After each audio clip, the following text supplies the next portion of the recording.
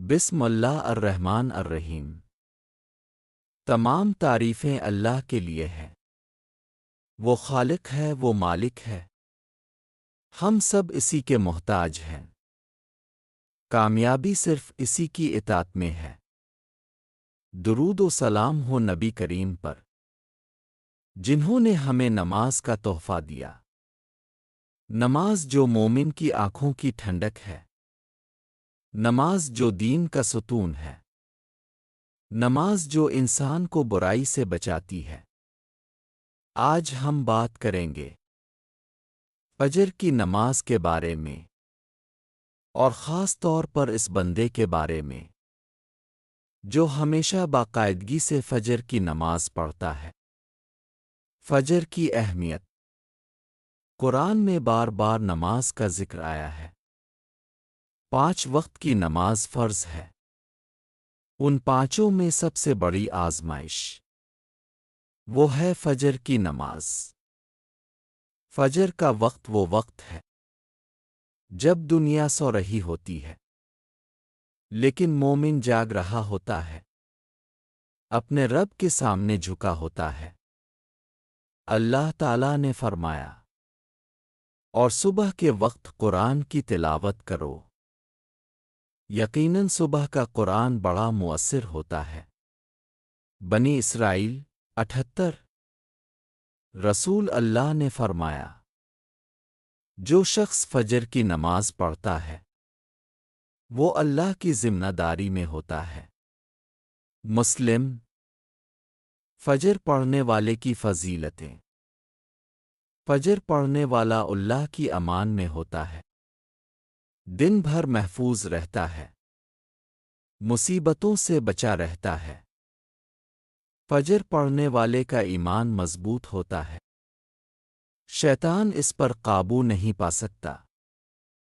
اس کے چہرے پر نور ہوتا ہے، اس کی بات میں وزن ہوتا ہے، اس کے دل میں سکون ہوتا ہے۔ فجر پڑھنے والے کے رزق میں برکت ہوتی ہے۔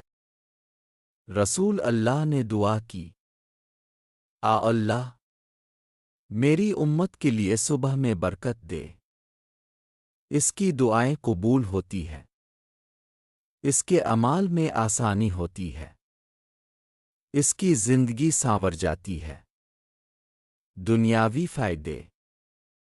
جو بندہ فجر پڑھتا ہے اس کی صحت اچھی رہتی ہے، کیونکہ وہ جلد سوتا ہے، جلدی اٹھتا ہے، اور تازہ ہوا کا فائدہ پاتا ہے۔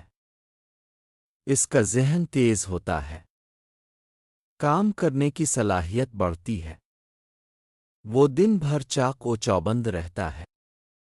سائنس بھی کہتی ہے، صبح کا وقت سب سے قیمتی ہے۔ جو لوگ صبح جلدی اٹھتے ہیں وہ زیادہ کامیاب ہوتے ہیں۔ فجر چھوڑنے والوں کے نقصانات۔ جو فجر چھوڑتا ہے اس پر شیطان قابو پا لیتا ہے۔ حدیث میں آیا ہے، شیطان نے اس کے کان میں پیشاب کر دیا۔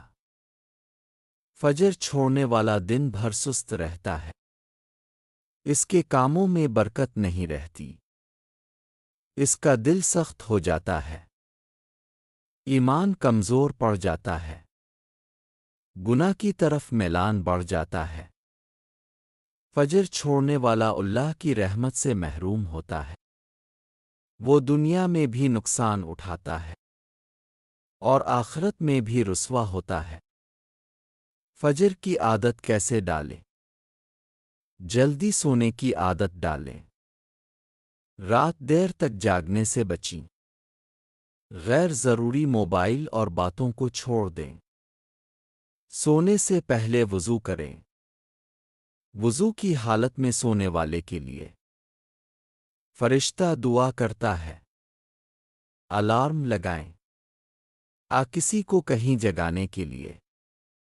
اگر ایک دن چھوٹ جائے تو اگلے دن مزید پختہ عزم کریں۔ نیت کریں کہ اللہ کے لیے اٹھنا ہے۔ دل میں عزم ہو تو اللہ مدد کرتا ہے۔ صحابہ کی مثالیں۔ صحابہ کرام کبھی فجر نہیں چھوڑتے تھے، یہاں تک کہ جنگ کے میدان میں بھی۔ حضرت عمر رضی اللہ عنہ فرماتے تھے، جو شخص فجر چھوڑ دیتا ہے وہ بہت بڑی خیر سے محروم ہو جاتا ہے۔ ایک بزرگ سے پوچھا گیا، آپ کے چہرے پر اتنا نور کیوں ہے؟ انہوں نے جواب دیا، یہ فجر کی برکت ہے۔ فجر اور آخرت۔ قیامت کے دن لوگ پریشان ہوں گے، لیکن فجر پڑھنے والے سکون میں ہوں گے۔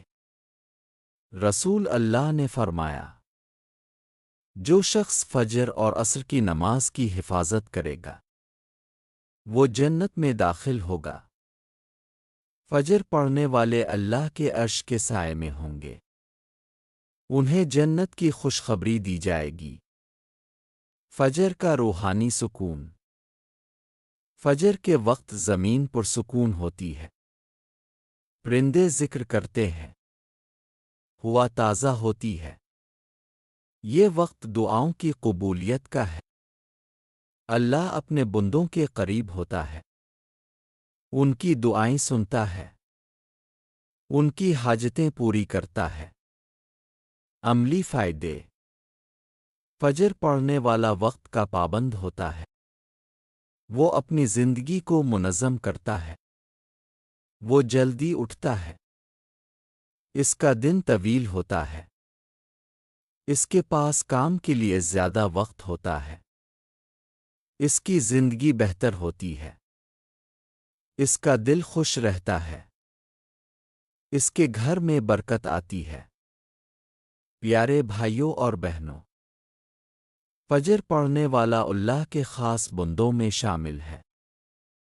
اس کے دن میں برکت ہے، چہرے پر نور ہے، دل میں سکون ہے، اور آخرت میں کامیابی ہے۔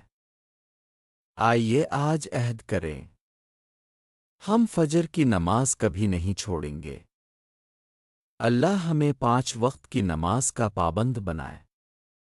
آمین یا رب العالمین۔